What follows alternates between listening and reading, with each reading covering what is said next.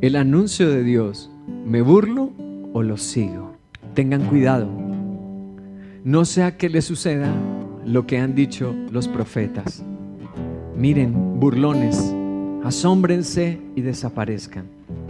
Estoy por hacer en estos días una obra que ustedes nunca creerán, aunque alguien se las explique. Quiero hacer hincapié sobre este versículo. El versículo 38 dice: miren que por medio de Jesús se les anuncia. Por medio de Jesús se nos están dando anuncios.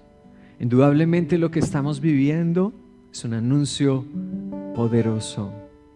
Es un anuncio, como hemos estudiado las Escrituras desde el Antiguo Testamento, desde el Génesis, los anuncios de nuestro Señor, hasta el Apocalipsis, el anuncio final de Dios. Dios está constantemente dando anuncios de forma general a las naciones y también de forma personal. Pero luego hay un versículo en el 41 que dice: miren, burlones. Los burlones, aunque se les explique, nunca creerán. De aquí viene el título de la enseñanza. Por un lado los anuncios y por otro lado esta reflexión de los burlones. El título de la enseñanza es: el anuncio de Dios, ¿me burlo o lo sigo? Hechos de los Apóstoles capítulo 13 nos está presentando un escenario.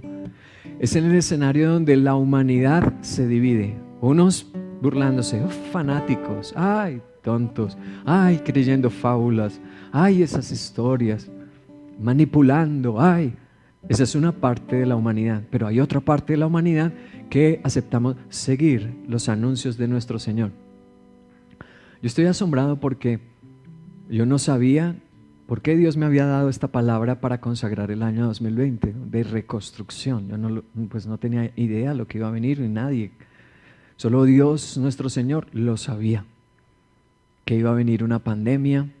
Estamos con la pandemia del coronavirus COVID-19 y algunas de sus repercusiones justamente en el ámbito mundial. Que íbamos a pasar por esta situación en la salud, en el estudio, en lo económico, no en lo político. Pero el Señor, que lo sabe todo, nos dio una profecía en Miqueas 7.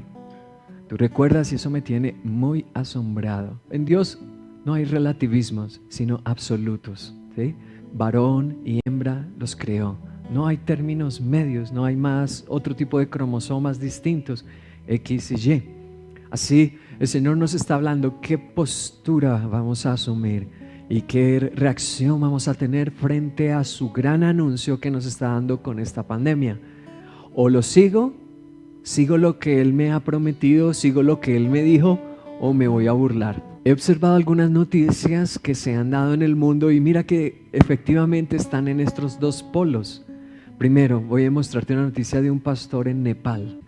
La persona se hizo pasar por un hombre que tenía a su esposa enferma. Quería venir a nuestra casa para orar y mi esposo estuvo de acuerdo. Él es un pastor y dijo, claro. Le dio la dirección, pidió que viniera para que podamos orar por su esposa. Dijo, Juno Achiara es la esposa de él. Mientras esperaban, el hijo de 2 años de la pareja quería bailar con sus padres. Una canción cristiana, dijo Juno Achiara. Estábamos bailando alegremente cuando llamaron a la puerta. Dijo, 3 policías varones y una mujer policía estaban en la puerta. Nos dijeron que también eran cristianos, se hicieron pasar por cristianos y que necesitaban oraciones. Y que habían llamado al pastor Achiara y habían venido para orar. Después de entrar, los oficiales rodearon al pastor y le dijeron que lo estaban arrestando. Dijo que estaba siendo acusado en base a un video que circula en las redes sociales en el que él reza, ora y reprende al nuevo coronavirus. Uy, imagínate una porción de la sociedad que está haciendo frente al anuncio de Dios, se está burlando. Esos fanáticos, esos dementes. Y en Nepal lo arrestaron. Tú sabes, la mayoría de nepaleses son budistas, siguen otra religión. Ya menos del 2% son cristianos en Nepal. Lo tomaron arrestado y la razón fue, porque es un loco de mente, o sea, una razón absurda que porque estaba orando y reprendiendo el COVID, que estaba diciendo que Cristo podía sanarlo. ¿Y cuántos saben que Cristo puede sanarlo? Por supuesto, amén. Cualquier enfermedad, Cristo puede sanar por su llaga preciosa. Un lado de la sociedad burlándose, un lado de la sociedad rechazando el anuncio.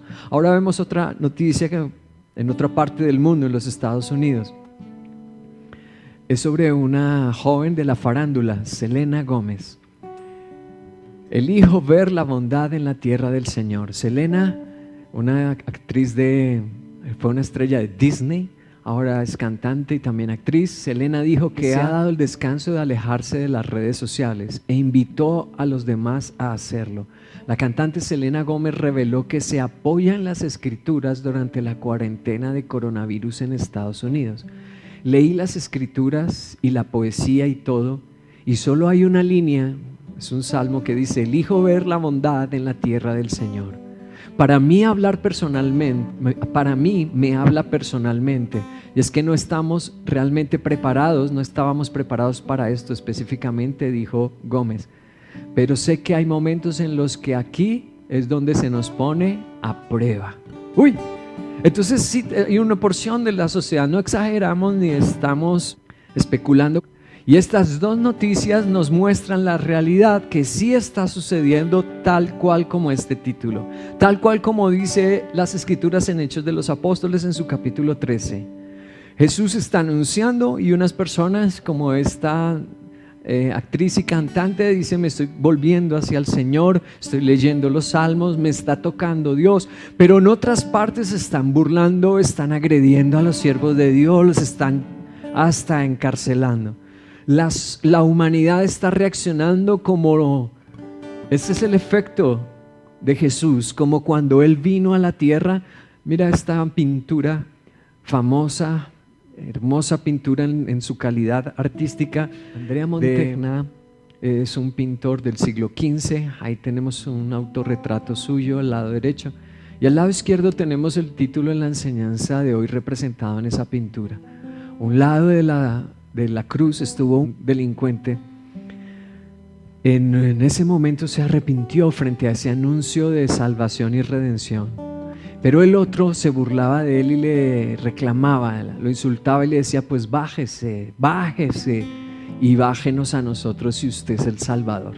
En esta pintura de Andrea Mantegna tenemos representado también el efecto del anuncio de Dios. Una parte de la humanidad siguiéndolo y otra parte de la humanidad burlándose, rechazando. Entonces, hoy, ¿qué postura asumiremos nosotros? ¿Cómo le enseñaremos a las personas que con las escrituras qué postura puede tomar? ¿Cuál es la correcta? Primero, el anuncio de Jesús parece anacrónico. ¿Qué quiere decir anacrónico? Que está fuera de tiempo, ¿cierto? Que es un error de tiempo. Yo quiero hacer memoria de esto. Mateo capítulo 20, versículo 17 al 19 dice: mientras Jesús subía rumbo a Jerusalén, tomó aparte a los 12 discípulos y les dijo: ahora vamos rumbo a Jerusalén, y el Hijo del Hombre será entregado a los jefes de los sacerdotes, a los maestros de la ley. Ellos lo condenarán a muerte, lo entregarán a los gentiles para que se burlen de él, lo azoten y lo crucifiquen, pero al tercer día resucitará, dice. Este fue el anuncio más específico, más claro, y es uno de los más asombrosos que tenemos en la humanidad. El anuncio que Jesús dio, y Jesús lo dio con 5 pasos específicos, y eso me deja a mí, me hace erizar la piel. Los 5 pasos específicos son estos. Primero, sería entregado a los sacerdotes y maestros. Segundo paso, los sacerdotes y maestros se los entregarían a los gentiles, es decir, a los romanos. Se lo entregaron a Poncio Pilato exactamente. Luego, tercero, Poncio Pilato haría que lo azotaran, y así pasó. Antes de matarlo, lo azotaron y los soldados se burlaron de él, le pusieron coronas, le pusieron una capa y se burlaban de él. Cuarto paso, después de la burla y del azote, ¿qué le harían? Lo crucificarían. Quinto paso, Jesús resucitaría. ¡Wow! Yo quiero decirte esto que me pone mi piel y mi corazón lo hace saltar de alegría. Si Jesús es ahorcado, esa era una muerte usual en Roma. Si Jesús es ahorcado, Jesús no era el Hijo de Dios. Si Jesús muere de infarto, había gente que no soportaba la tortura que le imprimieron, lo que él le hicieron, había gente que no lo soportaba. Si Jesús se muere de un infarto, él no era Dios, no era el Mesías. Si Jesús no es golpeado, no es llevado a la guardia pretoriana, que así se le llamaba esa guardia especial que estaba con Poncio Pilato, si él no es llevado a la guardia pretoriana y no se burlan de él y no le escupen y no le pegan, no era el Hijo de Dios. No tendríamos que hacerle caso a estos anuncios.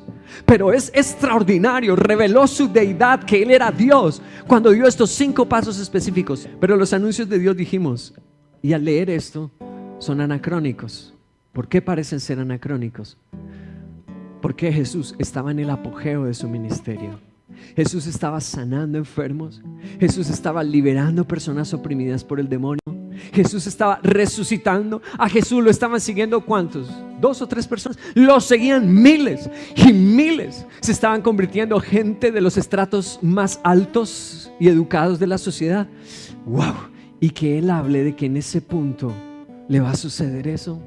Llegó el apóstol Pedro, tú recuerdas, en otro de los evangelios dice que lo reprendió, que reprendió a Jesús. Le dijo: ¿cómo se te ocurre hablar esas cosas, maestro? Y Jesús le dijo: apártate de mí, Satanás, porque me eres tropiezo, miras como el mundo. ¿Recuerdas?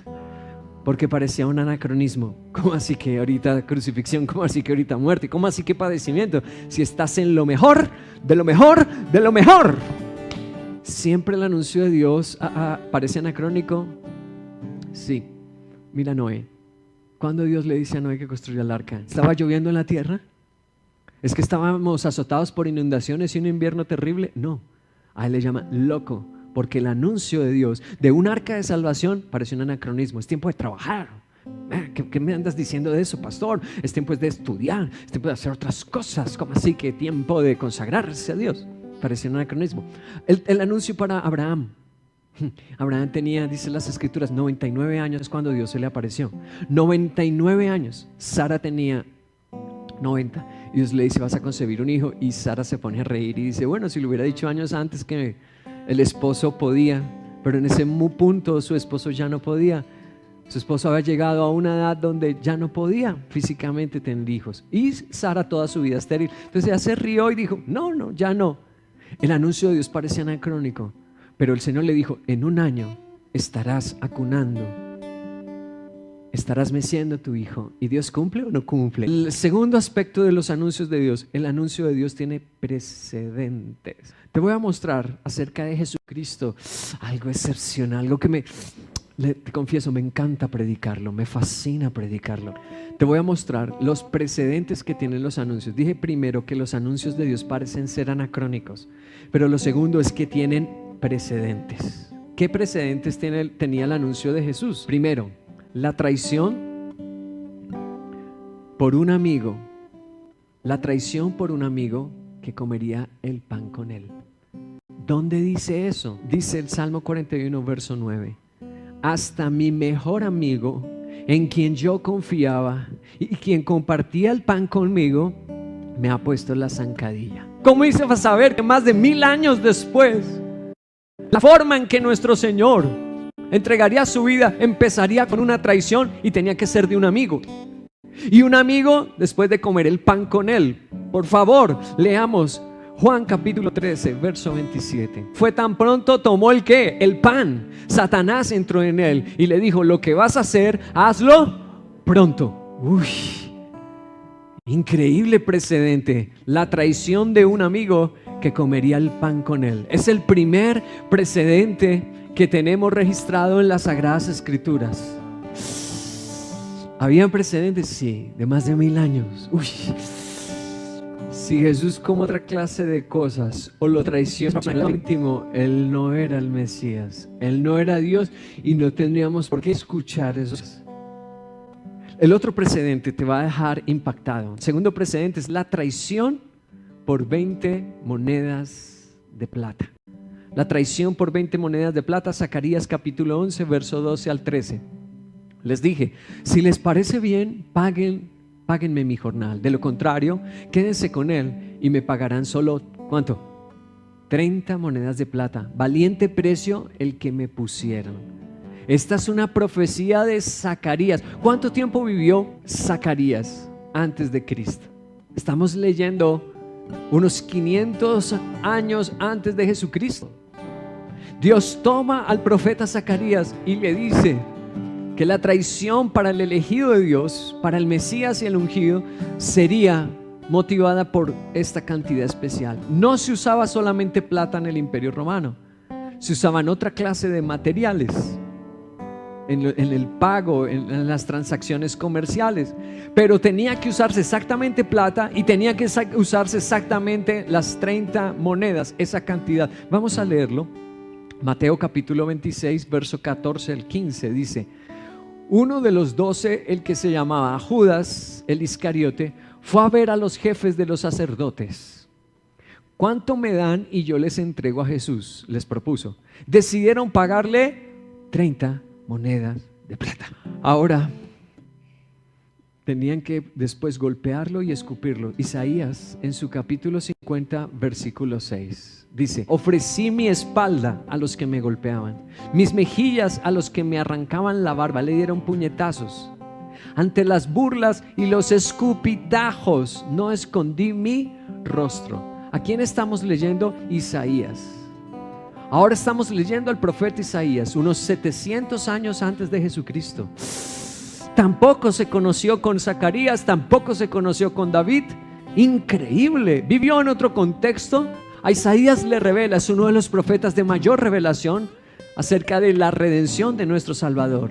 Le revela que lo golpearían en la espalda, le revela que le dan puñetazos y que tienen que burlarse con escupitajos.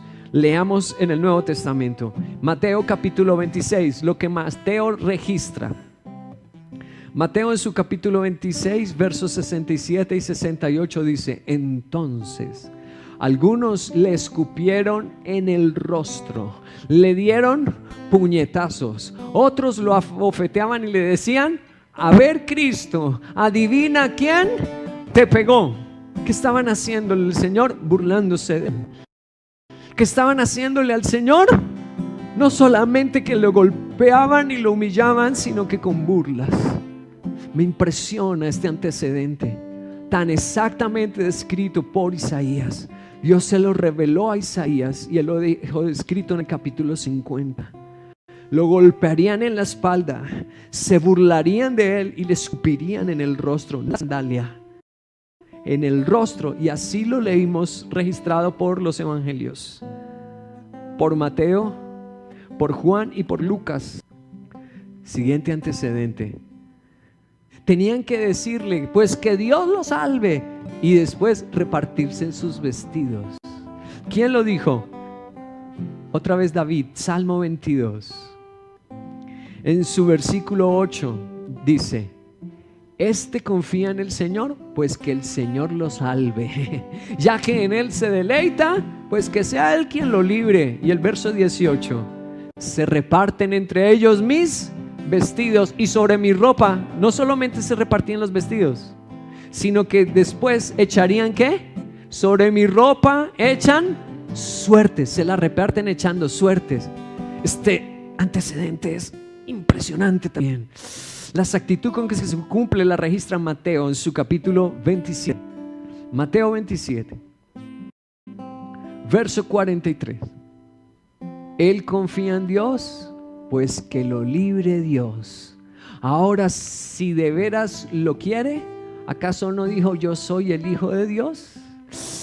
Y Lucas capítulo 23, verso 34 dice: Padre, dijo Jesús, perdónalos, porque no saben lo que hacen. Mientras tanto, echaban suertes para repartirse entre sí la ropa de Jesús. ¡Wow! Él es el Mesías, el Hijo del Dios viviente, y nadie más es el Hijo de Dios, y por nadie más vamos al cielo y conocemos a Dios, solo por Cristo y nada más que por Cristo nuestro Señor. Vamos para el siguiente. Le darían a beber vinagre. Ese es el siguiente. Leamos Salmo 69, verso 21, por favor. Dice Salmo 69, 21: en mi comida pusieron hiel para calmar mi sed, me dieron vinagre. Increíble, increíble. Por favor, leamos lo que Juan reveló, describió y él mismo lo vio. Dice Juan capítulo 19, verso 28 y 29. Después de esto, como Jesús sabía que ya todo había terminado, y para que se cumpliera la escritura, dijo: tengo sed. Había allí una vasija llena, mira, es que tenía que ser de eso mismo, vinagre. Se usaban otras cosas en esa época, por supuesto, para beber, pero tenía que ser vinagre.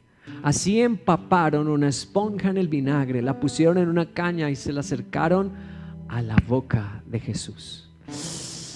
Es aterrador, sí, es aterrador los antecedentes que tenemos, las evidencias de que Jesús es Dios y solo Él puede salvarnos, y de que sus anuncios son veraces, confiables. El siguiente anuncio, el siguiente antecedente: ser crucificado entre malhechores. Ser crucificado, pero no solo, sino que tenía que ser crucificado entre otros malhechores. Vamos a leer el Salmo 22, versículo 16. Como perros de presa me han rodeado, me han cercado una banda de malvados, me han traspasado, ¿qué? No la costilla, no el cuello, no sería una puñalada, tenía que ser traspasado las manos y los pies. Y ahora Isaías, ese verso, Isaías 53, 9, se le asignó un sepulcro con los que malvados. Versículo 12 dice: por lo tanto le daré un puesto entre los grandes, repartirá el botín con los fuertes, derramó su vida hasta la muerte y fue contado con los transgresores, dice el versículo 12. Jesucristo, dijo Isaías, unos 700 a 800 años antes, Dios le reveló: su siervo, el Redentor, tenía que ser crucificado, pero entre malhechores. Marcos, ahora leamos a Marcos lo que él registra en su capítulo 15. En el versículo 15, versículo 25 y el 27. Eran las 9 de la mañana, era como esta hora, cuando lo crucificaron. Verso 27, y con él crucificaron a dos bandidos, uno a su derecha y otro a su izquierda. Recuerda, solo estoy examinando los antecedentes de la muerte del Señor. No estoy centrándome en toda la vida, no estoy abarcando todo el abanico de profecías que hay sobre la vida de Jesucristo. El último que voy a tocar esta mañana, podían quebrar sus huesos. ¿Dónde estaba esta revelación? Números capítulo 9, verso 12. Y no dejará nada del cordero, les dijo el Señor, no dejará nada del cordero para el día siguiente, ni le quebrará un solo hueso cuando celebren la Pascua. Lo harán según las disposiciones al respecto. La Pascua, que viene del término hebreo Pesach, y la palabra Pesach traducida al español es salida, se celebraba cada año en Israel para recordar lo que nuestro Señor, la salida que les dio de no morir con las plagas, la salida que les dio de sacarlos de su esclavitud.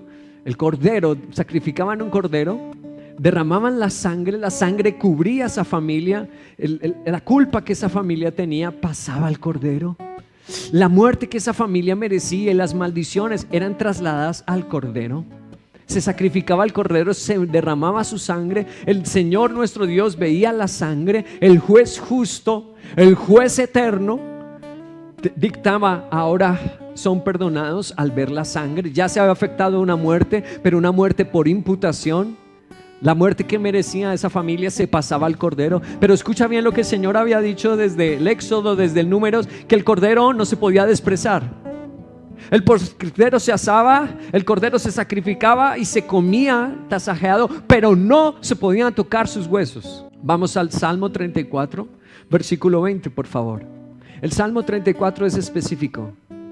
le protegerá todos sus huesos y ni uno solo le quebrarán. ¡Wow! ¿Ves la exactitud de la revelación? ¿Ves lo poderosa de la revelación? No podemos quedarnos quietos ni callados.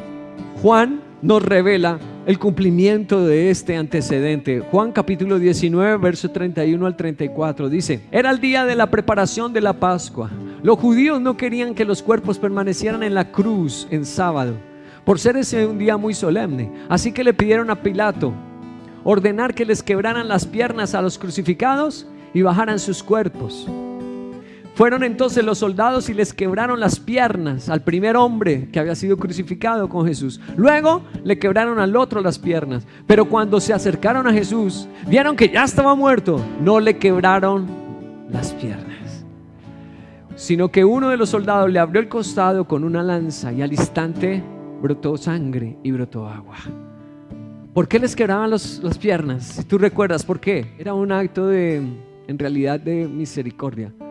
Porque la muerte era muy lenta, hasta explotar casi su corazón, sus pulmones, por la posición en que estaba suspendido y haciendo fuerza para tratar de respirar, sacar un poco, absorber un poco de aire.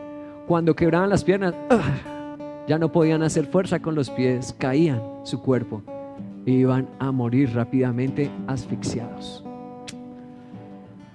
La Biblia dice que lo hicieron con uno y lo hicieron con otro. Es un registro histórico, que hoy por el tiempo no me puedo ir a Plinio, a Tácito y otros que no, cristianos y unos no cristianos. Plinio era romano, por ejemplo, que no creyeron en Jesús. No puedo irme a todos ellos, a Josefo, para explicarles que esto es un relato histórico. Las evidencias son históricas.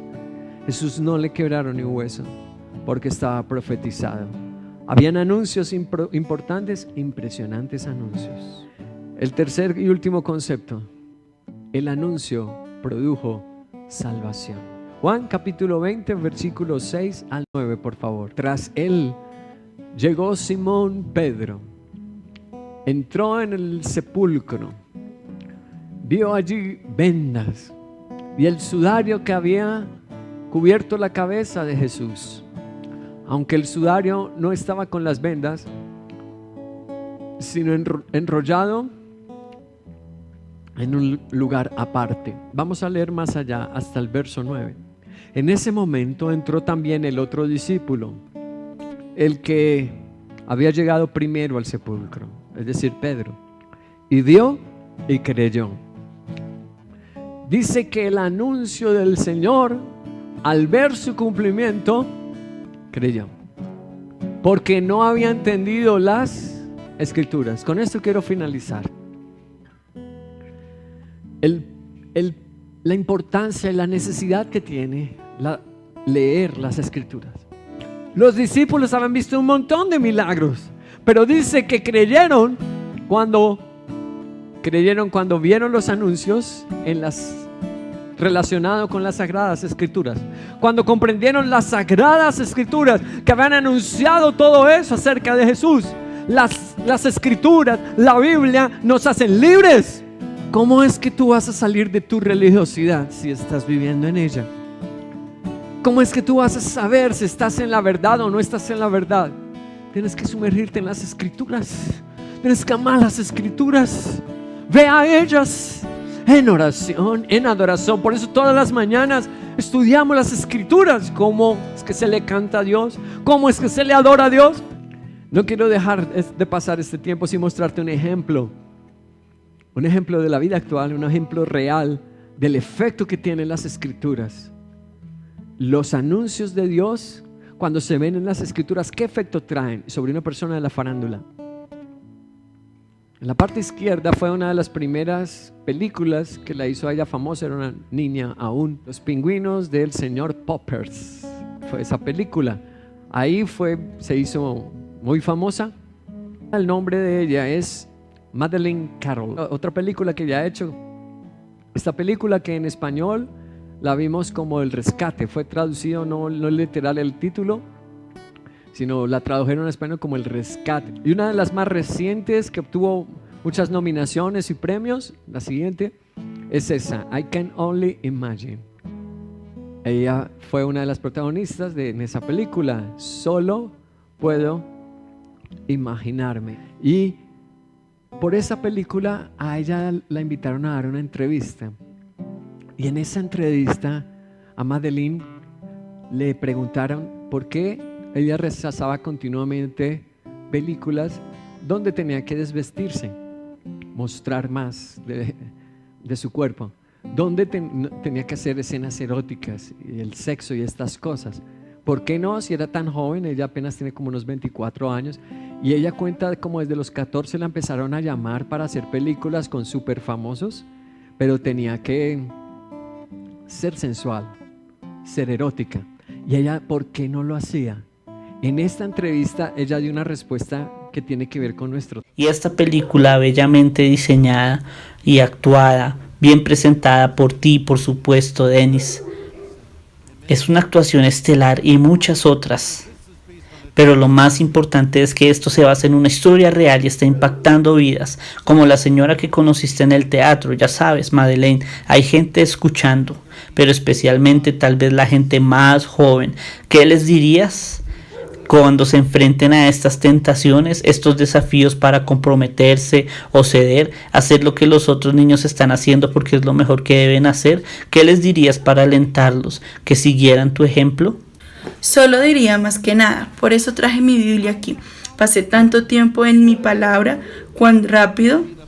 Mira lo maltratada que está esta Biblia. Es una Biblia bien cuidada, me gusta eso. Gracias, conozco mucha gente, escucho sus historias y pienso que fue fácil, pero había mucho más allá. No puedo enfatizar por lo que pasé y entro en un lugar tranquilo con el Señor, como dice Mateo, y cierra la puerta detrás de mí. Y solo éramos Él y yo caminando, y solo buscando la palabra de Dios. ¡Increíble! ¡Woo! Dale un fuerte aleluya. ¡Wow! Dios tiene los suyos, hasta en cine, hasta en Hollywood, hasta en los peores ambientes y más difícil. Dios tiene a los suyos. Dios nos tiene aquí, a ver, acá en medio de Colombia para brillar. Acabamos de leer que fueron las Escrituras y lo que esta actriz de Hollywood, esta joven cristiana dice, y llevó su Biblia. ¿Y cómo estaba de linda esa Biblia, no? Una Biblia estudiada, una Biblia que sí la usaba, no que no, la llevo solo los domingos. No, dice, yo me meto con Dios, como dice Mateo, en lo secreto y con mi Biblia, y tomo la Biblia y la Biblia me habla. Las Sagradas Escrituras. Si tú te sumerges en las Sagradas Escrituras, entenderás cuál es el propósito de Dios y no te burlarás y no lo rechazarás, sino que lo seguirás. Dios dijo reconstruir este año, y entonces dejarás tu postura de comodidad quizás, de indiferencia quizás, de pereza y negligencia, y tú te despertarás. ¿Qué dijo Dios? Que reconstruyéramos su templo, su iglesia. Tú te despertarás y te sumerges en las Escrituras. Vas a ver lo que esta joven Madeleine, que no ha tenido que ir al sexo, que no ha tenido que ir al erotismo y mostrarse así muy sensual. No, ella se ha tenido que ir a las Escrituras, y el Señor le ha abierto las puertas extraordinarias e inimaginables en su vida, y también se las va a abrir. Te las va a abrir a ti, me las va a abrir a mí y a todos los hijos de Dios. Dale una buena alabanza.